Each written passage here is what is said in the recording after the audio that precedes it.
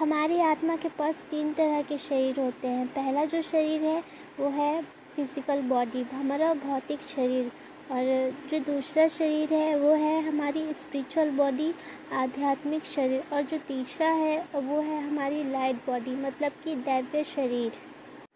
तो हमारी आत्मा के पास 3 प्रकार के शरीर होते हैं और बहुत से लोगों को, यह हमारी जो मेडिकल साइंस है उन्हें सिर्फ ये एक ही शरीर का ज्ञान होता है। बाकी के ये जो 2 शरीर हैं इनकी नॉलेज जो है ये बहुत कम लोगों को होती है।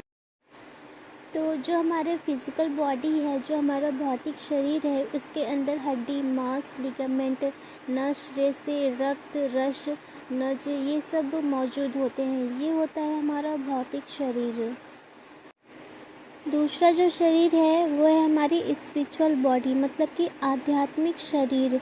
और ये जो शरीर है ये 7 तरीके के होते हैं और ये 7 चक्र से जुड़े हुए होते हैं। और ये 7 शरीर जो हैं वो 7 डायमेंशनल होते हैं, मतलब कि मल्टी डायमेंशनल होते हैं। तो पहला जो शरीर है वो है हमारी इथरिक बॉडी, जो फर्स्ट डायमेंशन से जुड़ी हुई होती है। और इथरिक बॉडी में हमारे सारे चक्र होते हैं। जो 12 चक्र जो होते हैं वो एक्चुअल में हमारे इथरिक बॉडी में होते हैं, लेकिन हमें वो भौतिक शरीर में महसूस होते हैं। जो लोग मेडिटेशन करते हैं, ध्यान साधना वगैरह करते हैं, जिनकी कुंडलिनी एक्टिव है, वो इन शरीरों को महसूस कर सकते हैं अपने अंदर। दूसरा जो शरीर है वो है हमारी इमोशनल बॉडी, जो सेकंड डायमेंशन से जुड़ी हुई होती है। इमोशनल बॉडी मतलब कि हमारे सभी प्रकार के भाव, खुशी, दुख, गुस्सा, प्यार, ये सब सारे जो इमोशन हैं वो इस वाले बॉडी के अंदर में होते हैं। मेंटल बॉडी मतलब कि हमारा जो माइंड है वो, और ये जुड़ा होता है हमारे थर्ड डायमेंशन से, मतलब कि थर्ड डायमेंशन मतलब कि तीसरे आयाम, तीसरे चक्र से। जैसे कि हमारी जो एथरिक बॉडी है वो जुड़ी होती है हमारे फर्स्ट डायमेंशन रूट चक्र से। इमोशनल बॉडी जुड़ी हुई होती है सेकंड डायमेंशन हमारे सैक्रल चक्र से। और जो मेंटल बॉडी है वो जुड़ी होती है हमारे थर्ड डायमेंशन सोलर प्लेक्सस चक्र से जुड़ी हुई होती है। चौथा जो शरीर है वो है हमारी एस्ट्रल बॉडी, फोर्थ डायमेंशन, जो हमारे हार्ट चक्र से जुड़ा हुआ होता है। और एस्ट्रल बॉडी जो है वो एथरिक बॉडी, इमोशनल बॉडी और मेंटल बॉडी, इन तीनों का समावेश है, मिक्सचर है। मतलब कि ये तीनों शरीर मिलकर जो शरीर बनाते हैं वो है एस्ट्रल बॉडी। और एस्ट्रल बॉडी जो है वो आउट ऑफ बॉडी एक्सपीरियंस के लिए होता है। तो ये वाले चारों जितने भी शरीर हैं वे वैसे ही दिखते हैं जैसे कि हमारी भौतिक शरीर होती है, बिल्कुल उसी की तरह ये दिखते हैं। लेकिन जो हमारे आगे के जो 3 शरीर हैं वो अलग दिखते हैं।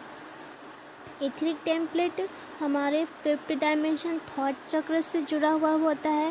सेलेस्टियल बॉडी हमारे 6th डायमेंशन अंजना चक्र, थर्ड आई से जुड़ा हुआ होता है। उसके बाद आता है हमारे किथरिक बॉडी 7th डायमेंशन क्राउन चक्र से जुड़ा हुआ होता है। और ये जो 3 शरीर हैं ये भी बहुत कम लोग हैं जो इन शरीरों से जुड़ पाते हैं। अगर आपका थर्ड आई चक्र एक्टिवेट है, आपका क्राउन चक्र एक्टिवेट है, तभी आप इन शरीरों से जुड़ सकते हैं, नहीं तो फिर इन वाले शरीरों से कनेक्शन नहीं हो पाता है। और ये वाले जो 3 शरीर हैं ये अलग होते हैं इन चारों शरीरों से, और ये अलग दिखते हैं। इनकी जो एनर्जी है, जो ऊर्जा है, वो बहुत हाई फ्रिक्वेंसी की होती है।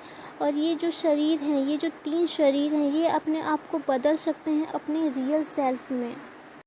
लेकिन जो हमारा किट्रिक बॉडी है, इमोशनल बॉडी है और मेंटल बॉडी है, ये ठीक उसी तरह दिखेंगे जैसे कि हमारा ह्यूमन बॉडी है, हमारा भौतिक शरीर है।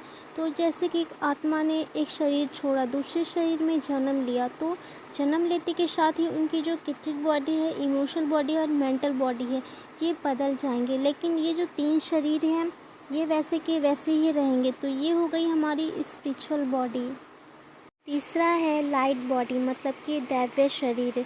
और ये वाले जितने भी शरीर होते हैं ये सोए हुए रहते हैं और एक शैल के अंदर रहते हैं, एक गर्भ के अंदर रहते हैं। लेकिन जब कुंडलिनी शक्ति क्राउन चक्र पे पहुंचती है तब ये वाले जितने भी शरीर हैं ये खुलते हैं। हायर हार्ट बॉडी, मतलब कि ये जुड़ा होता है 8th डायमेंशन से। जब आपका 8th चक्र जो है वो जागृत होता है, घूमना शुरू होता है, तब ये वाला जो चक्र है ये खुलता है। नीफोलियम बॉडी मतलब कि हमारे 9 डायमेंशन से ये जुड़ा हुआ होता है और ये तब खुलता है जब आपका 9 चक्र जो है जागृत होता है। सोलर बॉडी 10th डायमेंशन, जब आपका 10th चक्र जो है जब जागृत होता है तब ये खुलता है। लूनर बॉडी 11th डायमेंशन, ये जब आपका 11 चक्र जब जागृत होता है तब ये खुलता है।